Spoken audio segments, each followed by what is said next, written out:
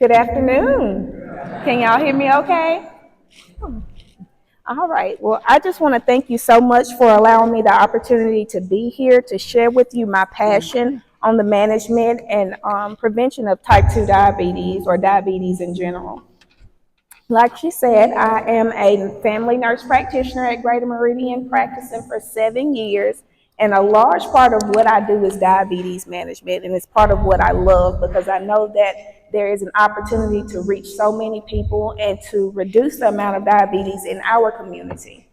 So just to dive right in, I'm going to try not to hold you guys too long because I could talk to you about hours about diabetes, okay? So what is diabetes? Diabetes is where the amount of glucose or sugar in the body is high because the body is unable to use it properly.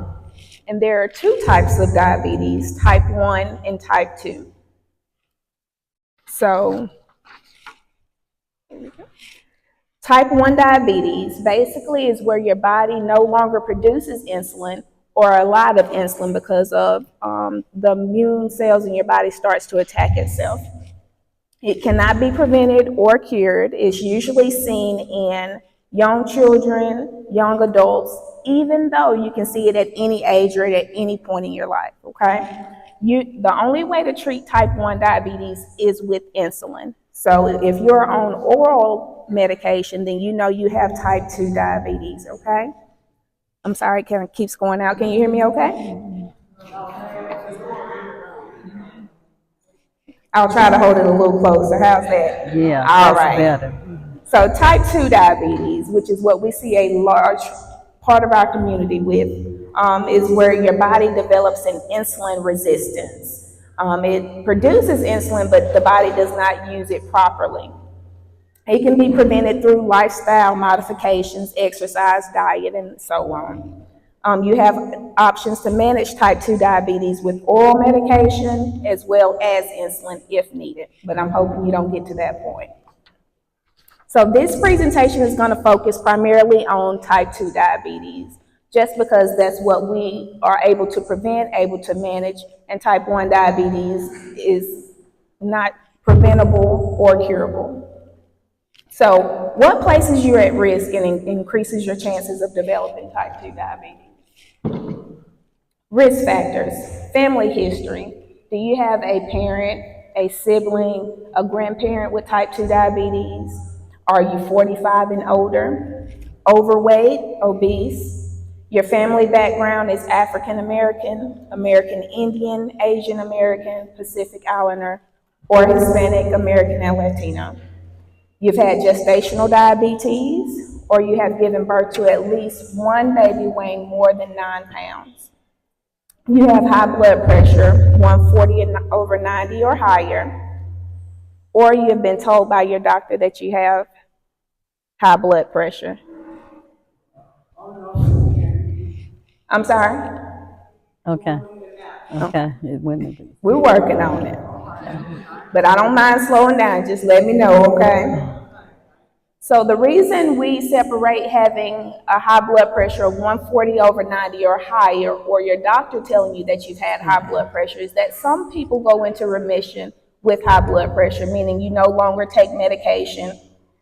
And that doesn't exclude the fact that you have high blood pressure. Some people have achieved diet control or no longer takes medication, but you still have that risk factor, and you're still at risk for type 2 diabetes. Also, if you have high cholesterol, or you don't get at least an hour of brisk exercise 3 times a week. So if you meet any of that criteria, you are at high risk for type 2 diabetes. What does it look like to have exercise?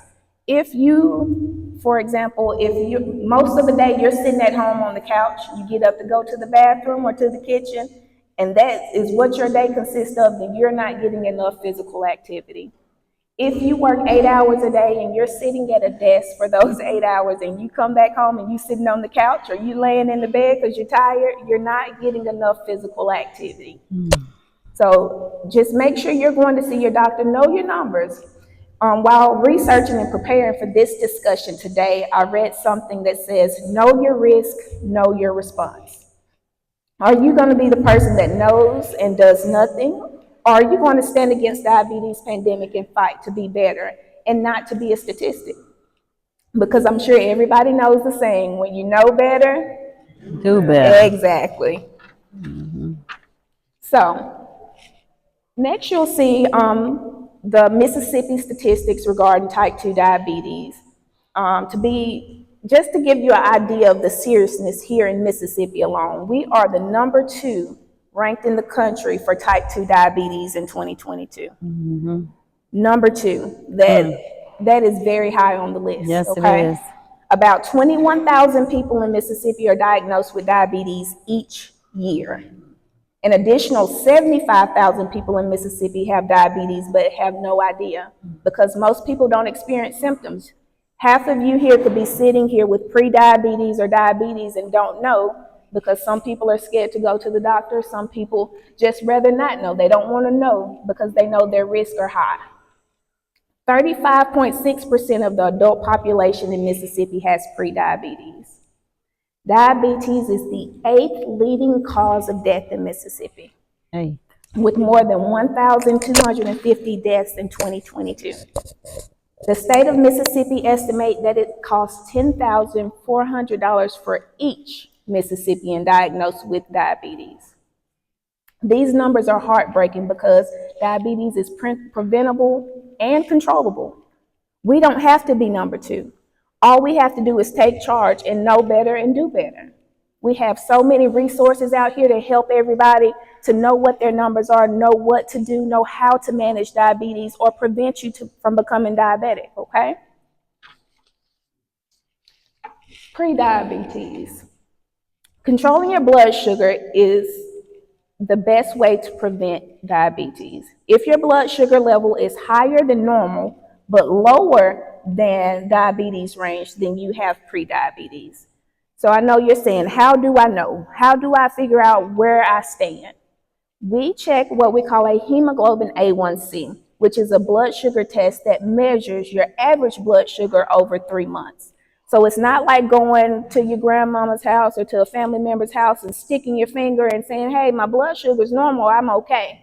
This blood test tells you an average. So when you're eating here right now, your blood sugar is going up. Well, how high is it?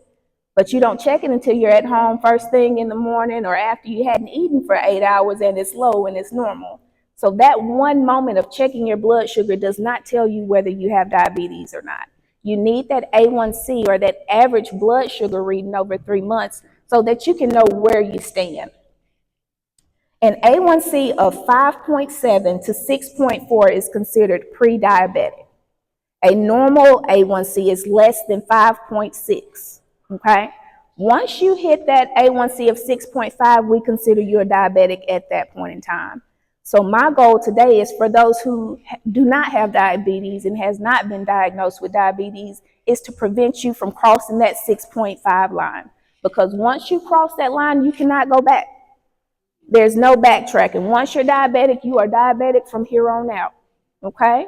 Now, you can be in remission. You don't always have to take medication or insulin. You can be diet control. You can use lifestyle changes, exercise, and things of that nature to control your blood sugar without taking medication.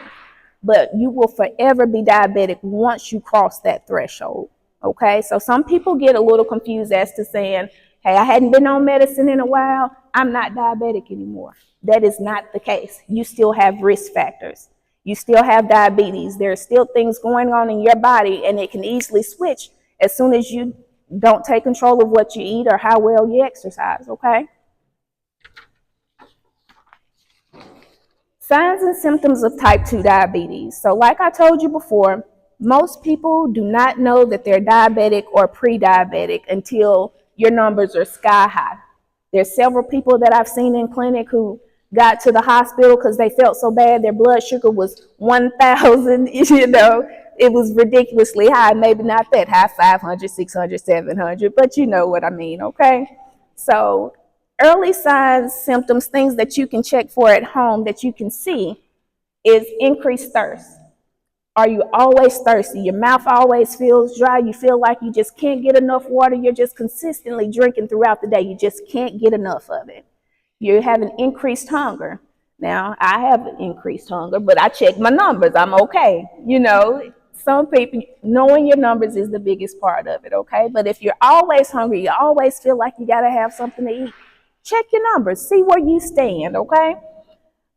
Fatigue, being tired, extremely tired. You don't know why. You're taking your vitamins. You're getting up every day. You're just trying to find that energy, and the energy won't find you, okay? So that is another sign of type 2 diabetes. Increased urination, especially at nighttime. You're always going to the bathroom, constantly going to the bathroom. You know you're not drinking that much water. Why am I having to go to the bathroom so much? And that is your body's way of trying to get all of that excess sugar off of you. So when you have to go to the bathroom a whole lot, that's your body's way of telling you something's wrong. I'm trying to get rid of something. I'm trying to get all of this sugar out of me, okay? Blurred vision. When your blood sugar is really high, the first thing, your body starts to shunt blood to where its vital organs are. Your kidneys and your eyes are not those, okay? One of the complications of type 2 diabetes is kidney failure and blindness, because the body's trying to preserve its blood flow to the necessary organs, okay? So blurred vision, when your blood sugar is really high, your vision gets blurred, check on it. Figure out why you're having blurred vision. It's not always cataracts. It's not always age and my eyes are getting bad. Sometimes there's an underlying issue. Sores that don't heal. More, okay, I'm sorry. Sores that don't heal. So everyone with blood sugar, your blood is flowing. If it takes longer for your wounds to heal, that's usually because the blood is not flowing properly. And there's always an underlying issue. So signs and symptoms of type 2 diabetes. Prevention. This is my favorite. This is what I love. I want to prevent you from getting to that point. Reduce your body weight. Being overweight can keep the body from using sugar properly. It can also cause high blood pressure. Even modest weight loss makes a difference. Studies have shown that people who lost between 5 and 7% of their body weight significantly reduce the risk of type 2 diabetes. Well, I know you're saying, what does that mean? What does 5 to 7% look like? If you weigh 200 pounds, losing just 10 pounds can significantly reduce your risk for type 2 diabetes. Doesn't seem like a lot. It's hard work, but it's doable. 10 pounds out of 200. 10 pounds weight loss, you can do that walking, eating a little bit less, taking the initiative to be better, okay? Choose sensible ways to get in shape. Avoid crash diets. Those diets that said, I'm going to just substitute my meals for a fruit juice or a meal supplement or a meal replacement. You cannot sustain that. That is not a healthy way to lose weight. You have to modify your diet and increase your physical activity. Limit the amount of fat, salt, and sweets you eat. Increase your physical activity. Aim for at least 30 minutes of exercise most days of the week. And when it comes to physical activity, I like to tell my patients to just start. Just start somewhere. If it's not 30 minutes initially, that's okay. If you're walking to the mailbox and back and you hadn't walked down to that mailbox in the past 2 years, that is physical activity. Start somewhere, because eventually you'll be able to walk it back and forth 2 or 3 times. If exercise looks like walking around the kitchen table while your commercial is on TV so you don't miss that good episode, do it. Start somewhere. And once you start small, walking around that table 1 or 2 times will turn into 10 or turn into 20. And before you know it, you'll be jumping around the church, shouting and praising, So just start somewhere. It's the little things that count, okay? Set reasonable goals. Start small. I tell my patients, I'll see them in the clinic, and I see a few of my patients here today. I'll say, okay, we're overweight. When I see you back in 3 months, I need you to lose 3 pounds. That sounds doable. That sounds a lot better than lose 20 pounds when I see you again. You think of 3 pounds, that's 1 pound a month. I can do that. And it's just the little things. Reducing your portion sizes will do that for you. Cutting out sodas and juices and all of those things, okay? So now that we're talking about food, making wise food choices. Choose sensible foods. Keep desserts, snacks, foods, and treats to a minimum. I love snacks. I love chocolate. I love cakes, pies, all of those things. That is my favorite thing. What I have learned is I have to not buy it, because if I buy it, I am going to eat it. So reduce it. Don't buy it. Bypass it in the store. Don't keep those things in the house that you're going to eat. Do not tempt yourself. Okay? Fast food. Avoiding those fast foods or making better choices when you're going out to eat. There's always healthier options. It's just a matter of choosing them. Okay? Take a hard look at serving sizes. Reducing serving sizes of main courses, desserts, and foods high in sugar and fat. Increase the number of fruits and vegetables. Limit your fat intake. Cheese, fried foods, and fast foods are all higher fat content foods. By making wise choices, you can help control your body weight, blood pressure, and cholesterol. Learn to read food labels. That was one of the biggest things that I had to learn to do when eating better. You have to know how many carbs are in there, especially when you're diabetic, because that's what turns into sugar. And if you don't know what to eat or how to eat, most insurances covers nutritionist, diabetic educator. I see Miss Beverly out there, our diabetic educator at Greater Meridian Health Clinic. So, Miss Deborah Graham, you back there? Miss Deborah Graham as well. So your insurance will pay for that. Utilize those resources at no cost to you. They can help you create a diet plan, help you to figure out, what am I going to eat for Thanksgiving? Those portion sizes and what to include and what not to include. Physical activity. Regular exercise tackles several risk factors at once. It helps you lose weight, keeps your cholesterol and blood pressure under control, and helps to lower blood sugar. Choose activities that you enjoy. Walking is one of the best ways to work extra activity into your daily routine. All right, for those of you who have type 2 diabetes, you want to know, how do I know if it's well controlled? What should I be looking for? If you are diabetic, your A1C goal should be 7 or less, which means your fasting blood sugar level, when you check your sugar first thing in the morning before you eat or drink anything, should be around 130 or less. We don't want it to go below 70, but 130 is the goal you're looking for, okay? I tell my diabetic patients absolutely no fruit juices and absolutely no regular drinks. Find you a diet soda, a Sprite Zero, Coke Zero, Diet Coke, whatever works for you, because it has those artificial sugars in there. You're shaking your head. Some of them are good.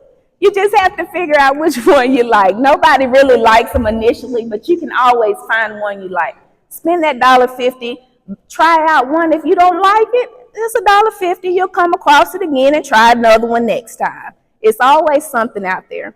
When it comes to fruit, I tell my patients to eat your fruit, don't drink it. When you start to have your fruits condensed all into one, it becomes concentrated. Even though it's sugar-free, it's still not good for you. So do not drink fruit juices. Eat your fruit. Even cranberry juice. I have my lady say, I drink cranberry juice to flush out my system.